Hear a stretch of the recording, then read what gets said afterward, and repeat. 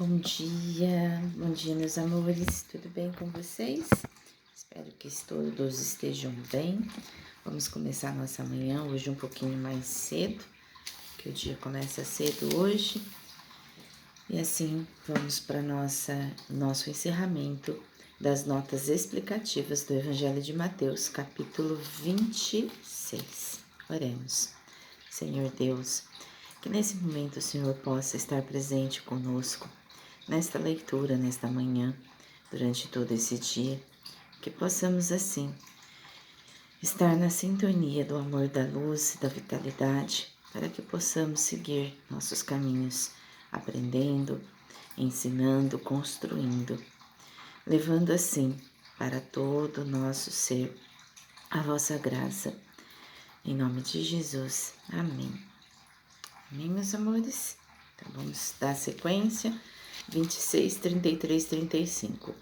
Pedro falha em atender a advertência de Jesus e subestima o teste extremo de fé que todos eles enfrentarão em breve. Todos os discípulos disseram o mesmo. Eles são influenciados pela bravata de Pedro. 26:34. Galo cante, símbolo da chegada do novo dia com o nascer do sol.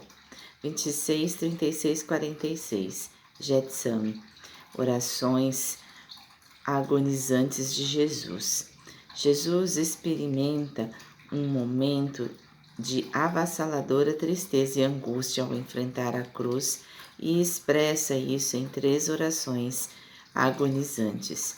26:36. Getsame significa lagar de azeite, indicado a área de um jardim entre as oliveiras do Monte das Oliveiras, onde o azeite era preparado.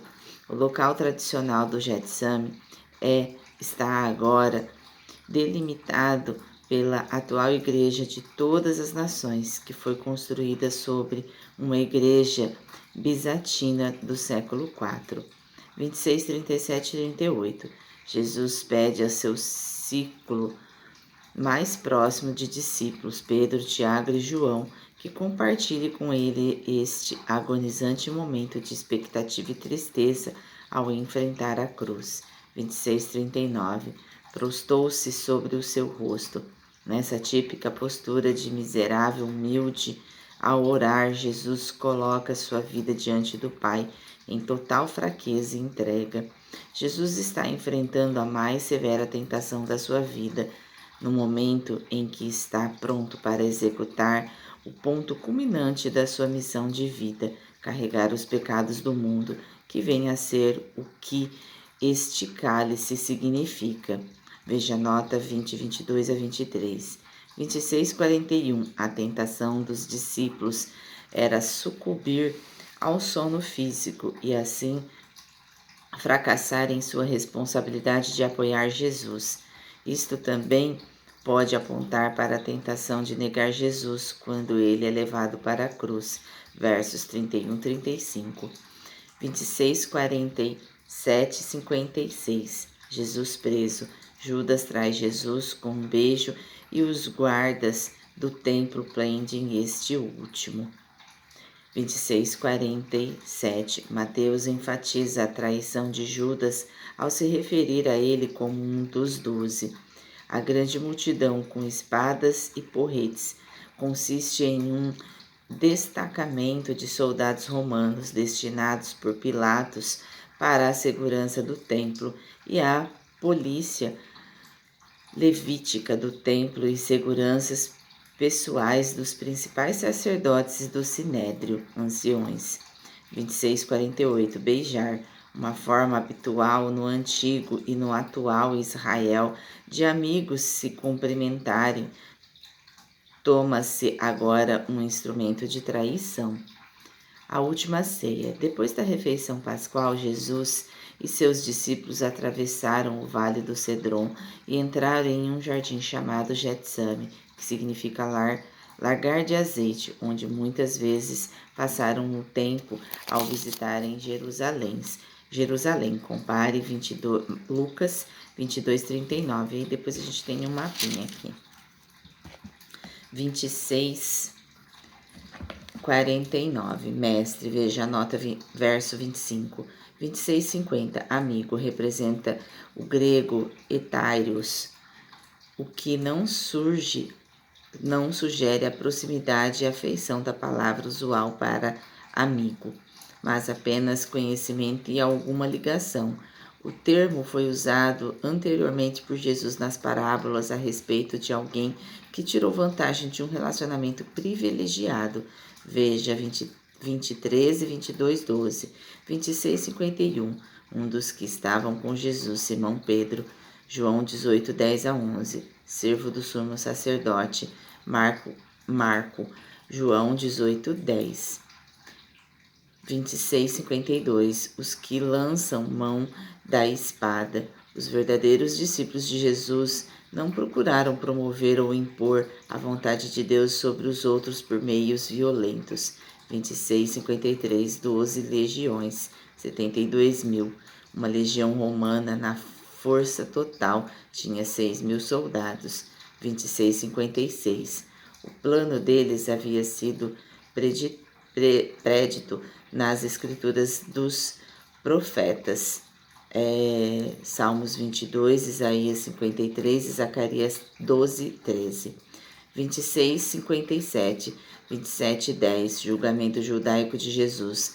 Mateus narra os acontecimentos que envolveram o julgamento de Jesus pelas autoridades judaicas, seu comparecimento perante o Sinédrio, 26:57-68, as negações de Pedro, 26:69-75, a condenação e entrega de Jesus a Pilatos, 27:12, e o remorso e suicídio de Judas, 27:3-10, 26:57-58, a sede de Caifás, o sumo sacerdote, era provavelmente uma mansão palaciana na encosta oriental da cidade alta de Jerusalém, com vista para a área do templo. Veja a nota João 18:24.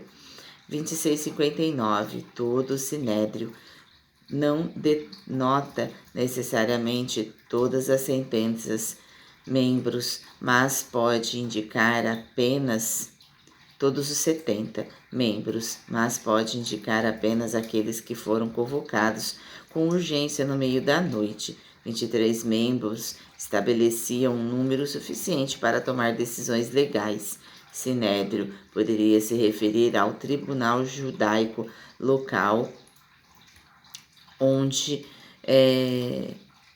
local como tribunal 522, ou como aqui ao Supremo Tribunal Eclesiástico, Conselho dos Judeus, centro de Jerusalém. Os romanos tinham a última instância, o controle de todos os processos judiciais, mas permitiam que os seus súditos tivessem alguma liberdade para julgar os seus próprios casos. 26:59 e 60. O Sinédrio tentou encontrar pessoas de testemunho falso que testificassem de modo verossímil que Jesus havia violado a lei, a fim de poder condená-lo culpado o mais rápido possível. 26:61-62. Posso destruir o santuário de Deus. Esta declaração citada de forma errônea e fora do contexto, João 2:19-21, foi facilmente distorcida pelos adversários de Jesus. 26:63. Silêncio.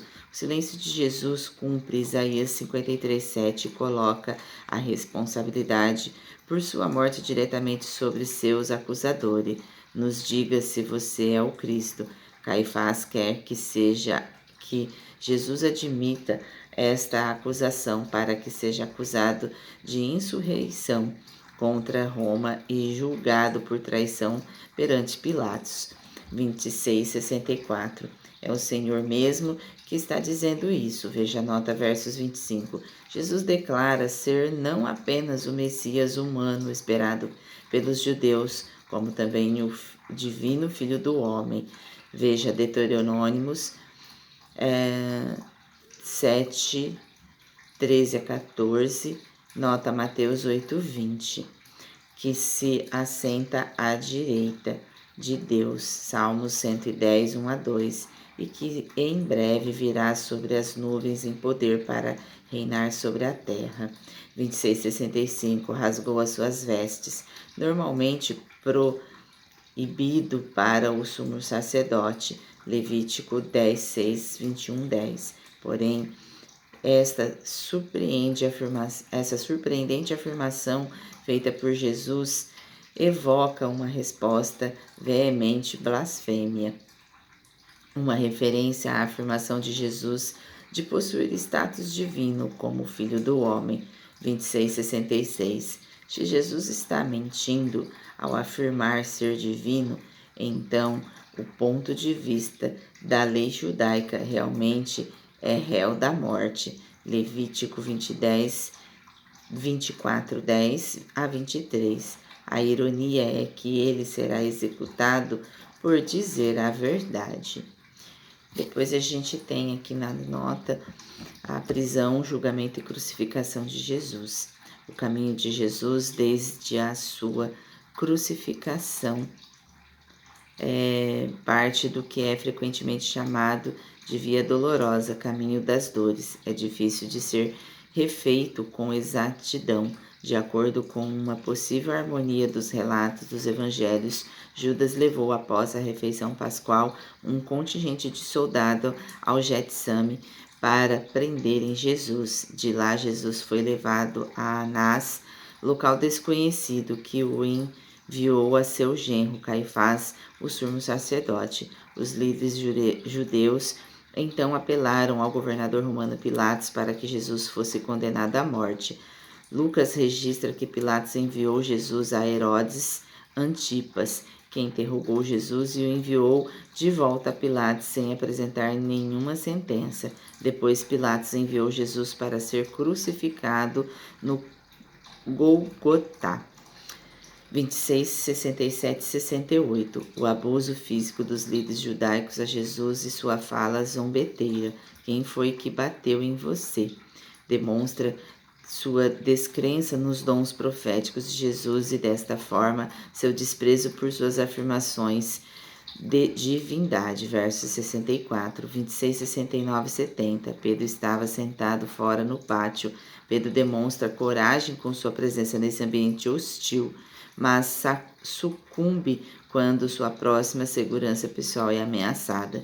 26, 71, 72. Um juramento não era uma irreverência, mas invoca algo sagrado, por exemplo, o nome de Deus, para garantir que aquilo que se está dizendo era verdadeiro. Jesus advertiu contra fazer tais juramentos, pois eles comprometem a veracidade e integridade habituais.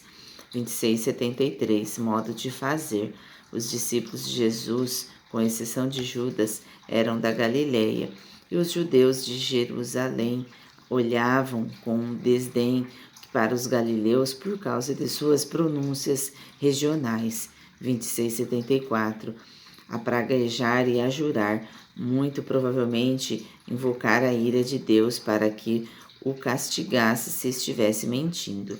27:1. Ao romper o dia na sexta-feira, todos os principais sacerdotes e anciões do povo se reuniram em número suficiente para dar uma sanção mais formal, com a aparência de maior legitimidade aos pronunciamentos anteriores feitos contra Jesus durante as primeiras horas da manhã. 26, 57 e 68. 27:2. O entregaram ao governador Pilatos, o governador da Judéia e prefeito romano sobre o imperador Tibério. Para manter todo o controle, os romanos mantiveram a pena de morte sob sua própria jurisdição e reservaram-se o direito de intervir em qualquer caso. O historiador romano Tácio registra execução de Cristo no reinado de Tibério, por sentença do procurador Pôncio Pilatos. E aí a gente encerra por aqui. Amanhã a gente começa a trajetória do capítulo 27, né? Que a gente vai falar sobre a morte de Jesus, sobre a crucificação de Jesus.